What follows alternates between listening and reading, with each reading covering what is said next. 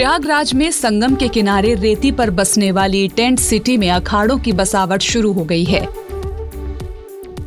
अखाड़ों को अपनी छावनी लगाने के लिए कुंभ मेला प्रशासन की ओर से भूमि का आवंटन शुरू हो गया है। मेला प्रशासन और साधु संतों की सहमति से कई अखाड़ों को जमीन का आवंटन किया जा चुका है। अच्छी बात यह है कि साधु संतों की अपील पर हर अखाड़े के लिए 10 फीट जमीन बढ़ा दी गई है।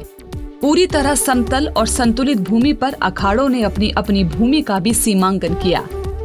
कुंभ और महाकुंभ में अखाड़ों की छावनी बसाई जाती है और इसके लिए मेला प्रशासन जमीन और सुविधाएं उपलब्ध कराता है।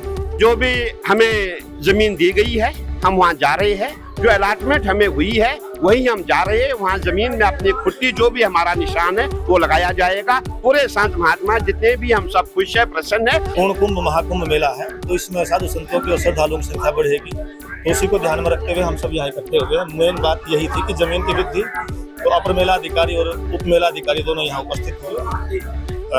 संवाद हुआ, उन्होंने मैप वगैरह दिखाया ढंग से, उसको समझ करके जितना संभव हो सकता था वो उसको बढ़ाएंगे और देंगे, तो इस पर सब सहमत है।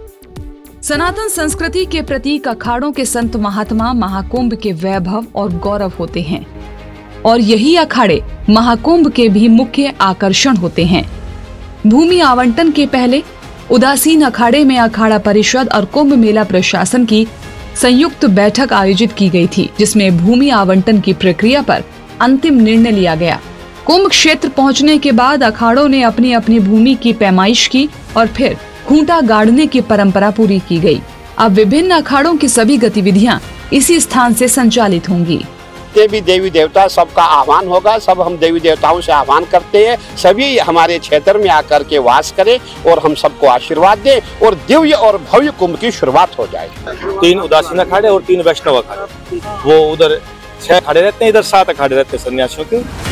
अखाड़ों के बाद अब चारों पीठों के शंकराचार्यों और दंडी स्वामियों को भी परंपरा के अनुसार भूमि आवंटित की जाएगी, ताकि वे भी महाकुंभ के दौरान अपने श्रद्धालुओं के लिए शिविर लगा सकें। उसके बाद अन्य धार्मिक और सामाजिक संस्थाओं को भूमि आवंटित की जाएगी।